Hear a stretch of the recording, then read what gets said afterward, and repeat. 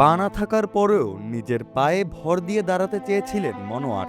তার এই সংগ্রামের প্রতি যেখানে সবার থাকার কথা ছিল সমবেদনা, সহমর্মিতা, সেখানে দুর্বৃত্তরা কেড়ে নিল তার উপার্জনের একটিমাত্র মাধ্যম ইজি বাইকটি, যারা এখনো ধরাছোঁয়ার বাইরে। চৌরঙ্গি থাকি নিজে ভাড়া ঠিক করার পথে নিয়ে যেতে বেড়ার হোটেলের এইখানে আমাকে দুজনে ধাক্কা দিয়ে নাম্বাই দিয়ে গাড়িটা নিয়ে চলে যায়। আমি চিৎকার করেছি, কেউ আমার কথা শুনে নাই।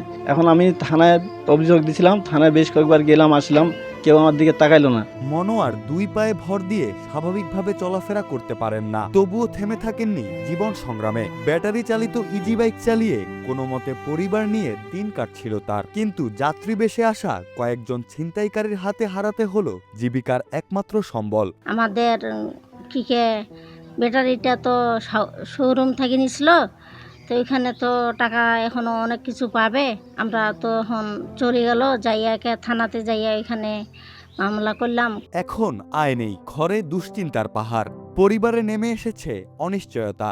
ছিনতাই হওয়া ইজি বাইক উদ্ধার এবং অভিযুক্তদের বিরুদ্ধে আইনগত ব্যবস্থা গ্রহণের দাবি জানিয়েছেন ভুক্তভোগী পরিবার ও স্থানীয়রা। জীবিকার তাগিদে মানুষের কাছে ভিক্ষাবৃত্তি না করে সে অটো চালায়, তার জীবনযাপন করতো, ফ্যামিলি নিয়ে ডাল ভাত খেয়ে সুখে সংসার চালাতো। এখন তার অসহায়ত্বর দিক দিয়ে গাড়িটি ছিনতাই হওয়ার পরে শোরুম থেকে বিভিন্ন মানুষজন আসে, টাকার জন্য চাপ প্রয়োগ করতেছে।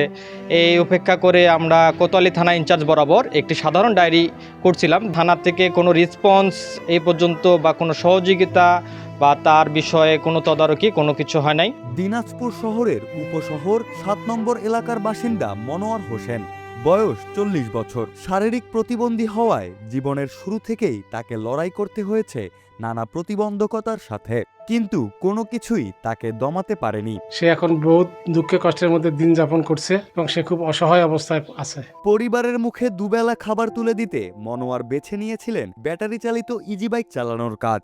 প্রতিদিন রাস্তায় বের হতেন, যাত্রী তুলতেন। ভাড়া শেষে যা আয় হতো তা দিয়েই চলতো সংসার, কিন্তু সেই একমাত্র আয়ের পথটুকুও এখন বন্ধ।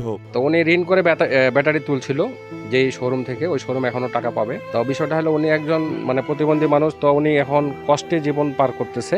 উনি যখন আমাদের কাছে আসে ঘটনাগুলো খুলে বলে, আমরা তখন ওনার ওটা আমলে নিয়ে থানায় একটা অভিযোগ করা হয় এই বিষয় নিয়ে। তো অভিযোগ করাতে থানায় এখন অভিযোগ করছি, তো ওনার কিন্তু থানায় ৩-৪ বার গেছে আসছে, কিন্তু হয়রানির মধ্যে পড়ে গেছে।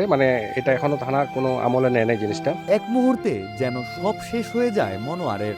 যে ইজি বাইকটি ছিল তার পা, তার উপার্জন, তার পরিবারের ভরসা, সেটি ছিনিয়ে নেওয়া হলো চোখের সামনে।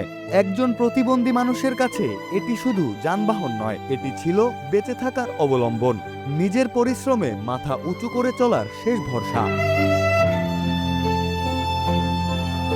যারা যাত্রী সেজে তার গাড়ি নিয়ে গেছে তাদের দ্রুত গ্রেপ্তার করা দরকার। গাড়িটা উদ্ধার হলে তার পরিবার আবার বাঁচার সুযোগ পাবে। কিভাবে চলবে সংসার, কিভাবে জোগাড় হবে খাবার, কিভাবে আবার কাজে ফিরবেন মনোয়ার, এসব প্রশ্নের উত্তর খুঁজে পাচ্ছেন না তারা।